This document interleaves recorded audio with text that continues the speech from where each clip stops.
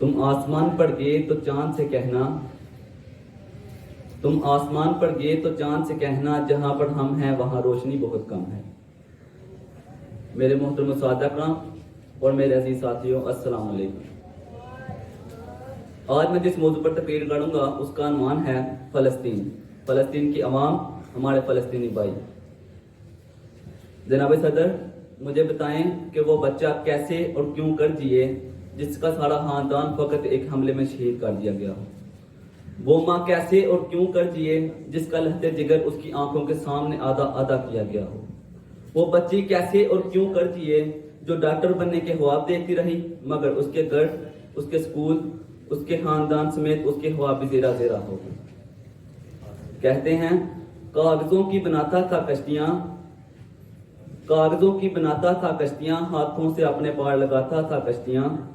बच्चा मिला है आज वो साहिल पे मौत के, बच्चा मिला है आज वो साहिल पे मौत के, कल तक जो पानी में बहाता था कश्तियां।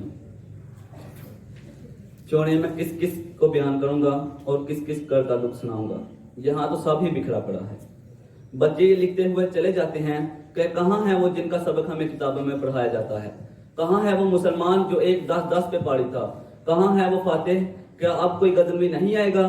बैतुल मुकद्दस की दीवारें पुकार रही हैं कि देखो मुझे बचाने का कोई अयूबी नहीं आ रहा। आवाज आती है इस्लाम अमन का दर्स देता है। अब इस्लाम में कोई मोहम्मद बिन कासिम पैदा नहीं होता, इस्लाम अमन का दर्स देता है। अब इस्लाम किसी अब्दुल हमीद को जन्म नहीं देता। अब इस्लाम में कोई सलाहुद्दीन अयूबी नहीं आता, इस्लाम अमन का दर्स देता है। अब इस्लाम में कोई तारिक बिन ज़ैद साहिल पर कश्तियां नहीं चलाता। अफसोस के 57 इस्लामी मुबारक पर ऐसा वक्त भी आना था गैरत का जनाजा उठ चुका है। अब कोई पुकारो सलाहुद्दीन अयूबी को कि अयूबी उठ कब्र से, हाथ देख अपनी मस्जिद अक्सा का, अयूबी उठ कब्र से कि इस्लाम की बेटियां पुकार रही हैं।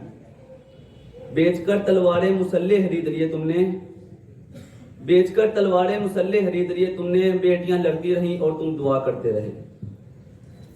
अफसोस कि हम भूल चुके हैं कि फिजाए बदर पैदा कर फरिश्ते तेरी नुसरत को, फिजाए बदर पैदा कर फरिश्ते तेरी नुसरत को, उतर सकते हैं गर्तों से कितार अंदर कितार अभी भी।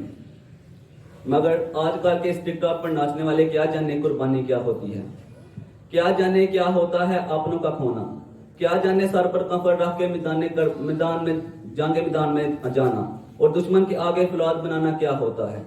ये फैशन के दिल दादा क्या जाने उनके अब्बा घोड़ों की पीठों पर अपना मुल्क फतह कर लेते थे।